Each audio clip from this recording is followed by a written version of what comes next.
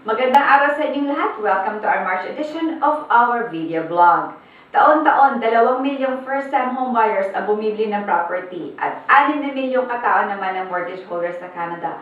Pero mas maraming article tungkol sa madalas na maling ginagawa ng mga first-time homebuyers kaysa existing mortgage holders.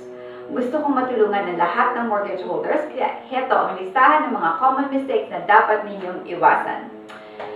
Una, bago mag-mature ang inyong mortgage, nagpapadala ang lender ng renewal letter ang tawag. Kadalasan, pinipirmahan ng mga mortgagor ang renewal letter ng basta-basta. Naku, gustong-gustong ito ng mga bangko dahil madalas ang interest na ino-offer nila ay mas mataas ng 1.5% kaysa sa interest na pwedeng makuha ng inyong mortgage broker. Huwag ninyong gagawin ito, sisiguraduhin ninyo na pag-aralan ninyong maigi ang inyong options at konsultahin ninyo muna ako bago kayo pumirma. Pangalawa, ang iba naman nakikipag-negotiate sa bangko mga 14 to 30 days bago mag-mature ang mortgage. Hindi nila alam na too late na yon. Bilang mortgage broker, pwede kong i-hold ang interest ninyo kahit na 4 na buwan bago mag-mature ang inyong mortgage. Kung tatawag kayo sa akin ng 30 days bago mag-mature ang mortgage at mas mababa yung interest ng mga 120 days ago or 4 months ago, hindi na ninyo makukuha yun, huli na. Kung susundin ninyo ang strategy na tumawag sa akin 4 months before maturity, makakasigurado kayo na ang makukuha ninyo ay yung pinakamababang interest sa loob ng 4 na buwan. Para sa mga kliyente ko, minomonitor ko na ang kanilang mga mortgage para sa kanila. Hindi na nila kailangang bantayan ang kanilang mortgage. Masaya sila dahil by the time na natanggap na nila ang renewal letter, nakuha ko na yung best rate. Kung meron kayong mga kaibigan at kamag-anak na hindi namin kliyente pa, pwede naman ninyong i-request na idagdag namin sila sa aming listahan para ma-monitor din namin ang kanilang mortgage. Ikatlo, masyadong solid sa sariling bangko, yung ibang mga borrowers. Hindi alam ng ibang tao na napakaraming choices pagdating sa lender. Hindi lang bangko ang nagbibigay ng mortgage. Bilang mortgage broker, may access ako sa mahigit na 30 lenders sa buong Canada. Itong mga lender na ito ay humahawak ng bilyon-bilyong mortgages taon-taon at nag-o-offer ng interest rates at options na mas maganda kaysa sarili ninyong bangko. Tandaan ninyo, hindi sila ang humihingi ng pera sa inyo. Sila ang nag-i-invest sa inyo at sa inyong bahay. Daan-daan ang aking mga kliyenteng kumukuha ng mortgage sa mga lenders na hindi nila kilala. Pero mas masaya sila sa serbisyo na binibigay ko at ng lender, kaya hindi naman nila kailangan ng sarili nilang bangko. Masaya sila dahil nandito naman ako para gawing simple ang proseso at detalyado naman ako magtrabaho. Ika-4, nagre-renew ng mortgage basta-basta na hindi nire-review kung lahat ng pangangailangan at mga plano sa kanilang kinabukasan ay tinake into account. Pag nag-mature ang inyong mortgage, kadalasan merong libo-libong equity na pwede nyo gamitin.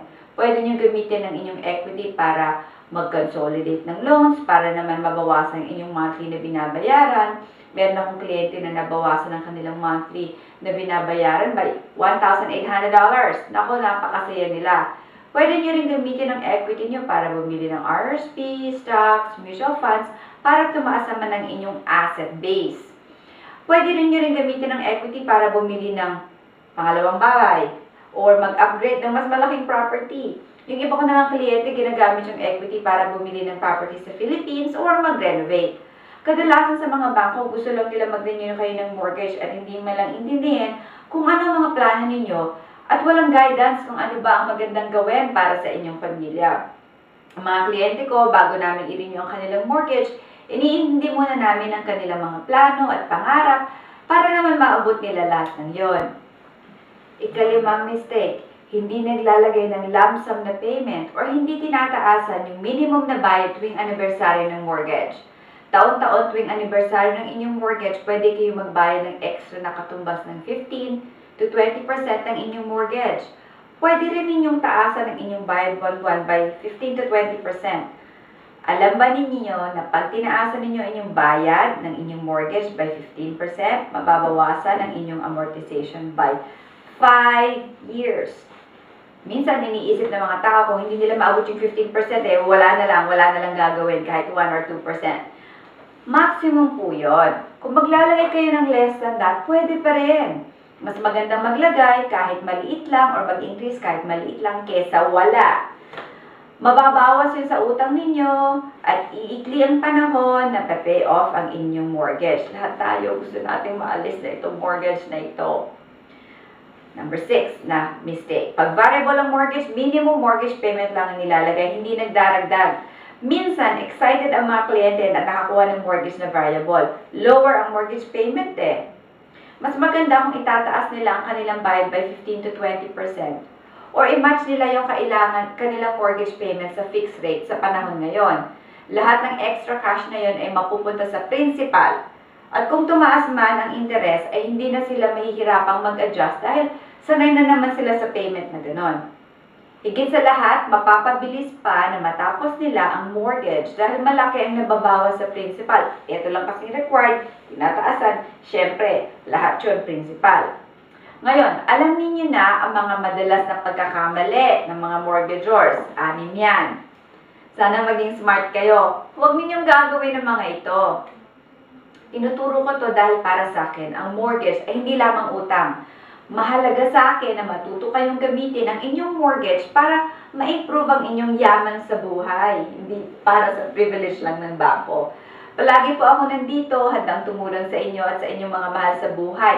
Sana tulungan ninyo akong tulungan din sila. Tawag lang po kayo sa 604-436-4600. Maraming salamat po sa pakikinig. Bye!